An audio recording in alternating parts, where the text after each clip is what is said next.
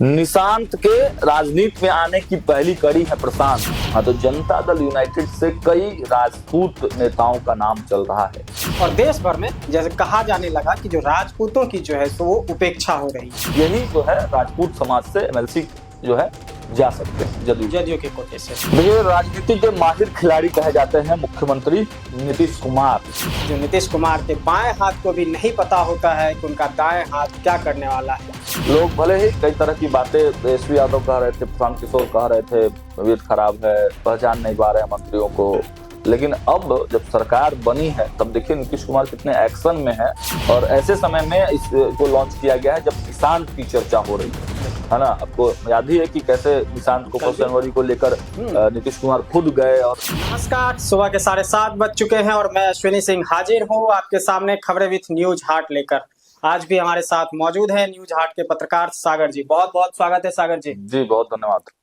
आज इस कार्यक्रम में बात होगी नीतीश कुमार की। बिहार के राजनीति के चाणक्य कहे जाने वाले नीतीश कुमार, जिनको आंकना हर किसी के बस की बात नहीं है। कहा जाता है कि जो नीतीश कुमार के बाएं हाथ को भी नहीं पता होता है कि उनका दाएं हाथ क्या करने वाला है। और नीतीश कुमार ने आज एक ऐसा कारनामा किया है जिससे पूरा विपक्ष जो है सो वो सकते में है। हालांकि ये जो खबर है ये कल की खबर है और इस पे हम आपको विस्तार से बताएंगे कि क्या है इस खबर के मायने। और उसके बाद बात करेंगे हम लालू यादव की। लालू यादव के आवास को लेकर जो चर्चाएं चल रही है उस पे बात करेंगे। और अंत में जो खबर आपको बताएंगे वो खबर है बिहार के राजपूतों की। आपको पता होगा कि विधानसभा चुनाव में करीब 35 विधायक जो है सो चुन के आए राजपूत जाति से। उसके बाद राजपूतों को और भी तोहफा मिलने वाला है। क्या है वो तोहफा, इस पर भी सागर जी से हम विस्तार से जानेंगे। लेकिन सबसे पहले शुरू करते हैं नीतीश कुमार, बिहार के चाणक्य। कल उन्होंने एक ऐसा कारनामा किया है जिससे पूरा विपक्ष सकते में आ गया है, निरुत्तर हो गया है। देखिए, राजनीति के माहिर खिलाड़ी कहे जाते हैं मुख्यमंत्री नीतीश कुमार। भले ही चाणक्य की संज्ञा अमित शाह को दी जाती है देश भर में, राष्ट्रीय स्तर पर, लेकिन बिहार के परिप्रेक्ष्य में, बल्कि देश के परिप्रेक्ष्य में भी आप कहें तो चाणक्य नीतीश कुमार तो हैं। और लोग भले ही कई तरह की बातें तेजस्वी यादव कह रहे थे, प्रशांत किशोर कह रहे थे, तबीयत खराब है, पहचान नहीं पा रहे हैं मंत्रियों को, लेकिन अब जब सरकार बनी है तब देखिए नीतीश कुमार कितने एक्शन में है और किस तरीके से ऊर्जा के साथ वो काम कर रहा है। सरकार बनने से पहले ही धता बता दिया था उन्होंने। हाँ, सबको जवाब दिया। हमारे सरकार बनने से पहले तक तो वो चूंकि चुनाव जीतना था, काम दिखाना था तो ठीक था, लेकिन सरकार जीतने के बाद इतना एक्टिव हो रहा है। जब 10वीं बार वो शपथ लिया, जीतने के बाद तेजस्वी गायब, प्रशांत किशोर गायब, राहुल गांधी गायब, कांग्रेस का कोई नेता यहाँ नहीं दिख रहा है। भाजपा चूंकि जीत हुई है तो भाजपा के कुछ मंत्री एक्शन में दिख रहे हैं। नीतीश कुमार सबसे ज्यादा एक्टिव है ना। तो राजनीतिक रूप से कितना उनका दिमाग जो है सक्रिय है वो आप इससे समझ सकते हैं। और आपने कहा कि नीतीश कुमार ने एक चाल चली है। क्या चाल चली है कि जिससे विपक्ष तो मतलब हैरान परेशान है ही, सहयोगी जो घटक दल है वो भी जो है सकते में आ गए हैं। क्या कि ये क्या कर दिए नीतीश कुमार। तो देखिए, ये खबर हम बता रहे हैं कि मुख्यमंत्री नीतीश कुमार ने एक नए साल के अवसर पर होता है कि बिहार डायरी का जो है वो लोकार्पण किया जाता है। और उसमें बहुत सारी चीजें जो बिहार से रिलेटेड चीजें होती हैं, हम मीडिया वालों के भी उसमें डिटेल्स होते हैं, हर विभागों के डिटेल्स होते हैं, मंत्रियों के डिटेल्स होते हैं, बहुत सारी चीजें होती हैं।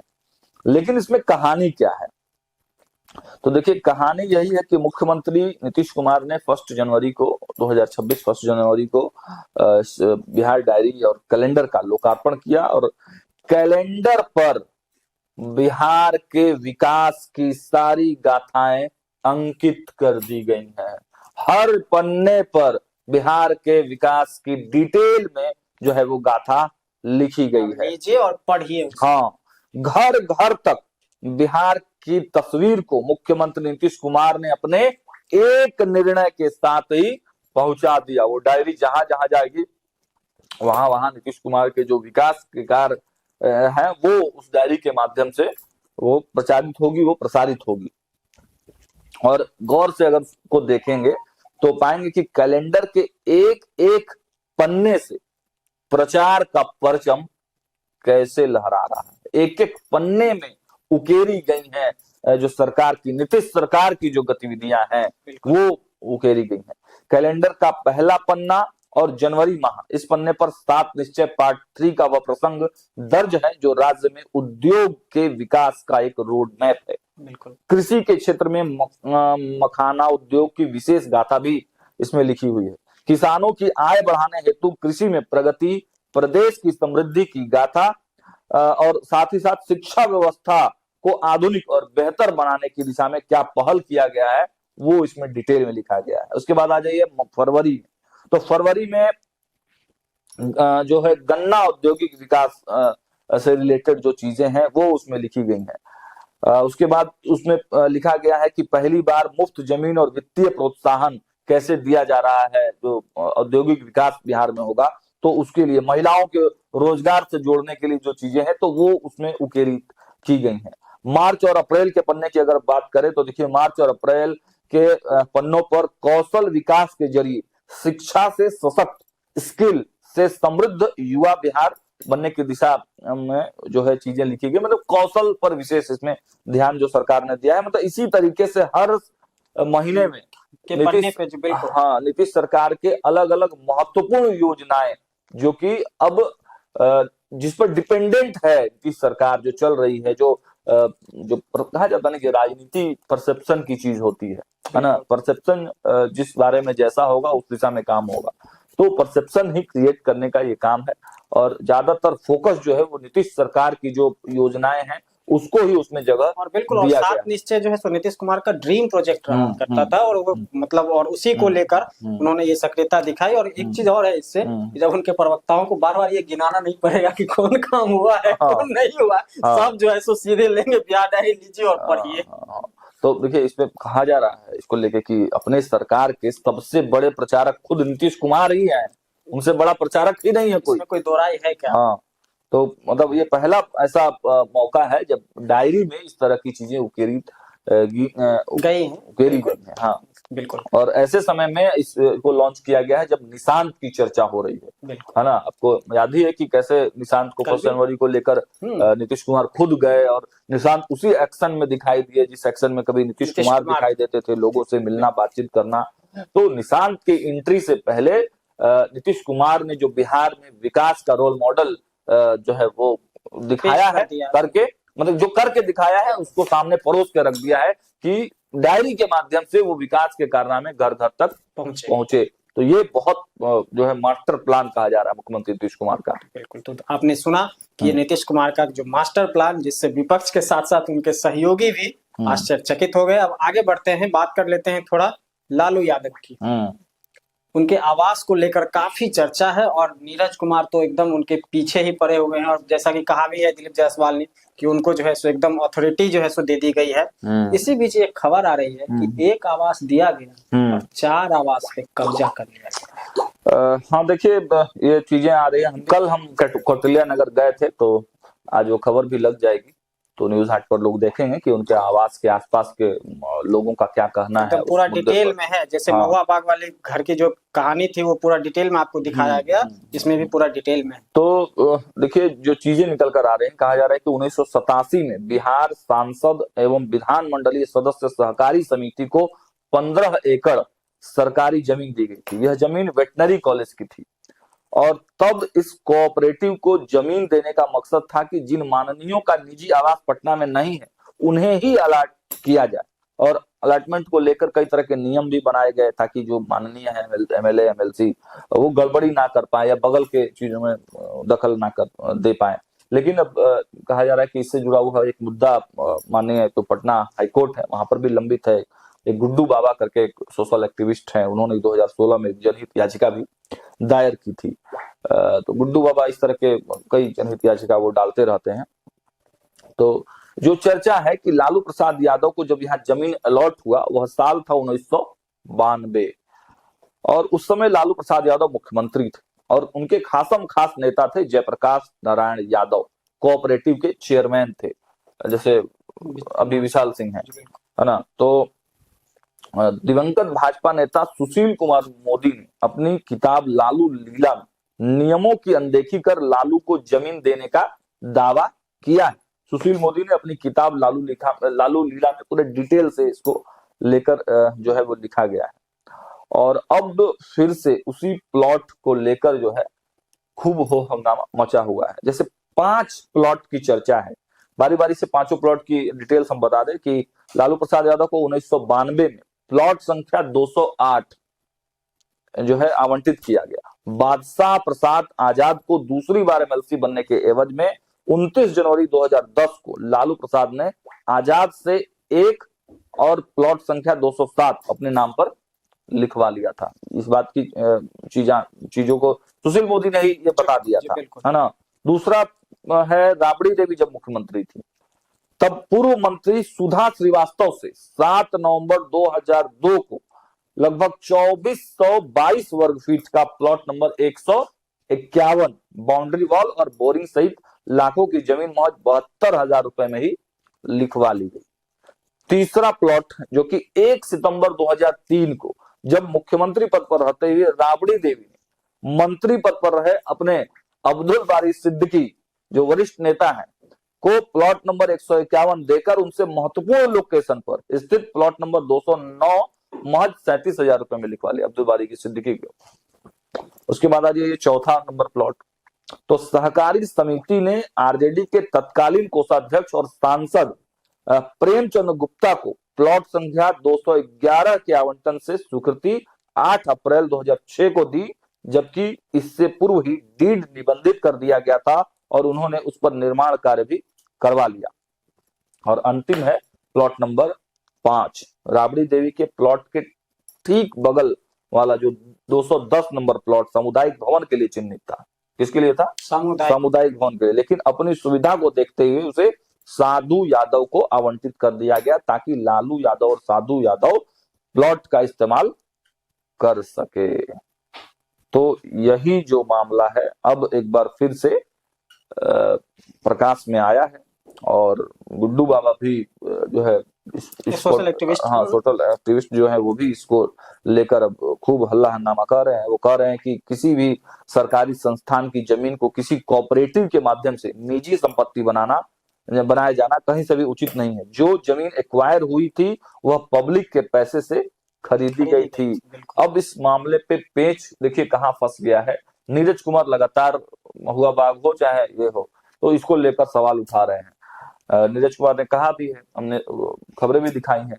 डिप्टी सीएम विजय कुमार सिन्हा ने उनके बयान पर कहा है कि बिल्कुल अगर कोई मेरे पास आवेदन करेगा तो हम कार्रवाई करूंगा, बिल्कुल मतलब जांच करेंगे। जांच वो बोले कि भाई सत्ता हो चाहे विपक्ष हो, कोई भी अगर आवेदन हमारे पास देगा और लालू प्रसाद की ये जो संपत्तियां हैं इसके बारे में भी अगर नीरज कुमार हमको लिखित देंगे तो हम जांच करवाएंगे। विजय सिन्हा का ये स्पष्ट कहना था कि जो भी गलत होगा चाहे वो कोई भी हो तो उसकी जांच करा के उस पर उचित कार्रवाई की जाएगी। तो मतलब एक्शन में विजय सिन्हा भी है और नीरज कुमार पीछा छोड़ नहीं रहे हैं, बिल्कुल, है ना। तो अब तो आप हमको एकदम ऑथराइज कर दिया गया। तो हम लोग जब कल गए थे वहां पर तो आसपास के लोग जो हैं जो जिनके बहुत सारे ऐसे भी लोग मिले जो लालू जी के समय से ही वहां पर है, तो बहुत सारे लोगों में लालू जी के प्रति तो दीवानगी है नहीं। लालू या तो बड़े नेता रहे हैं भाई, मसीहा कहलाते हैं, है ना।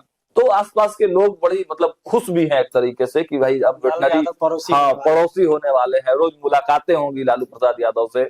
और जो मीडिया में चर्चाएं चल रही है, जो नीरज कुमार जो बोल रहे हैं नौकरी दो जमीन लो और ये जो कौटिल्या नगर वाले आवास पर, तो इसको लेकर जनता में वहां के जो लोग हैं उनमें बड़ी नाराजगी भी। अच्छा, स्वाभाविक से बात है।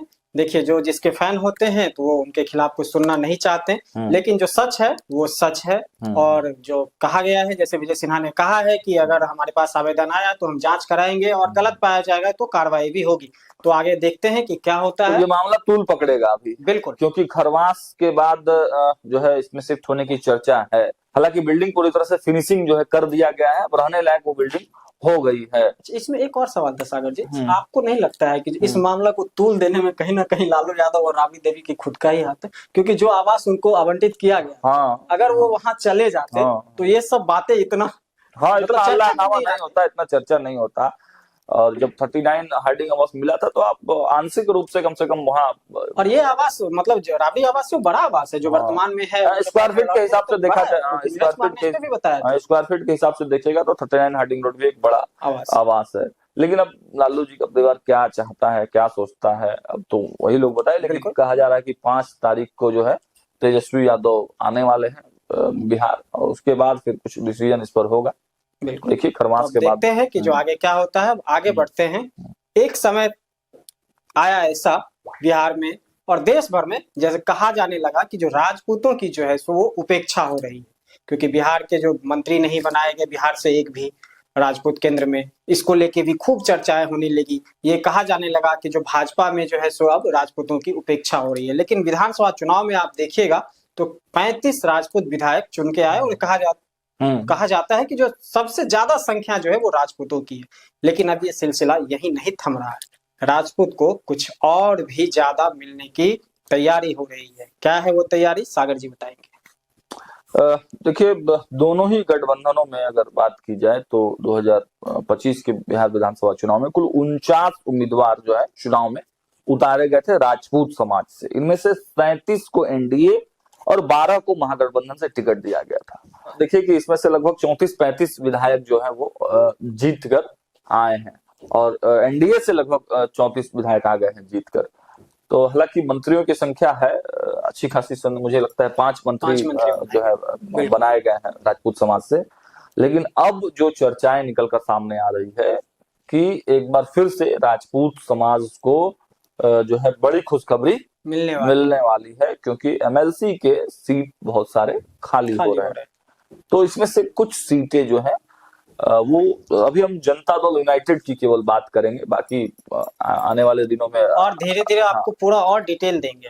हाँ, तो जनता दल यूनाइटेड से कई राजपूत नेताओं का नाम चल रहा है। उसमें प्रमुखता से अगर बात करें तो देखिए सबसे जो प्रमुख नाम है वो नाम है सुमित सिंह का।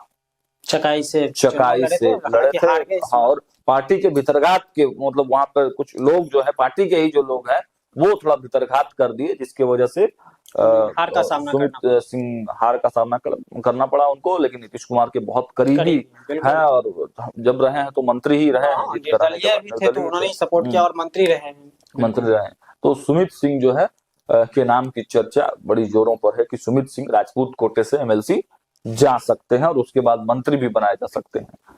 दूसरा जो नाम चल रहा है वो कविता सिंह का चल रहा है।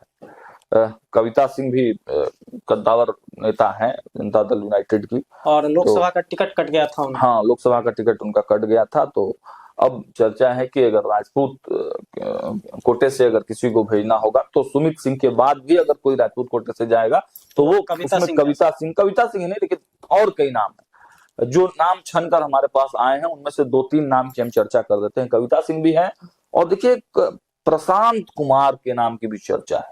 निशांत नहीं, प्रशांत। कौन है प्रशांत? तो देखिए कद्दावर और वरिष्ठ नेता वशिष्ठ नारायण सिंह के पुत्र हैं प्रशांत कुमार। इस बार दुमराव विधानसभा से वो मतलब लगे हुए थे कि उनको टिकट मिल जाए। मुख्यमंत्री नीतीश कुमार जब वशिष्ठ नारायण सिंह के आवास पहुंचे थे चुनाव के दरमियान तो वशिष्ठ नारायण सिंह से पूछे थे कि क्या कर रहा है तुम्हारा बेटा, कहाँ है आजकल, बड़ी एक्टिव रहता है। क्योंकि प्रशांत लगातार एक्टिवनेस दिखा रहे थे पिछले कई दिनों से। चर्चा भी थी कि वो चाहते हैं कि दुमराव से उनको टिकट मिले, लेकिन क्योंकि राहुल सिंह को वहां से मौका दिया गया तो इस वजह से प्रशांत बैक हो गए।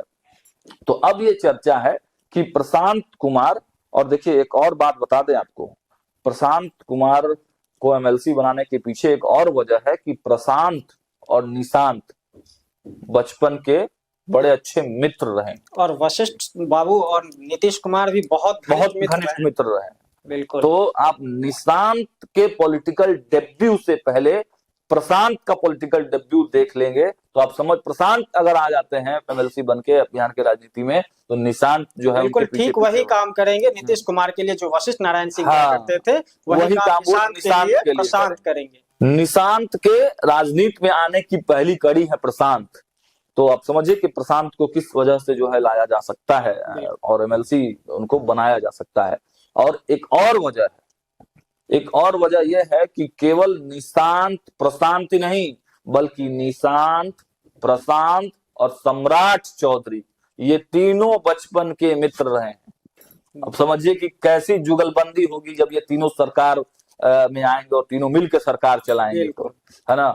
तो इस वजह से प्रशांत कुमार की जो है बहुत जबरदस्त दावेदारी है। सिम्बोसिस से इन्होंने एमबीए की पढ़ाई की है, पटना विश्वविद्यालय से ग्रेजुएशन इन्होंने किया है, तो बहुत अंदर खाने में जो है इनके नाम का दबदबा है। एमएलसी बनाए जा सकते हैं प्रशांत कुमार। और एक और नाम है, हालांकि नाम तो दो है, एक नाम शंकर सिंह की भी चल रही है, जो रुपौली वाले शंकर सिंह थे, तो वो भी उनके भी नाम की चर्चा हो रही है। एक और नाम जो है अनुज कुमार सिंह का है, जो राजद छोड़े हैं, तो गया, जहानाबाद, अरवल क्षेत्र से जो एमएलसी के उम्मीदवार के रूप में इनके भी नाम की चर्चा हो रही है।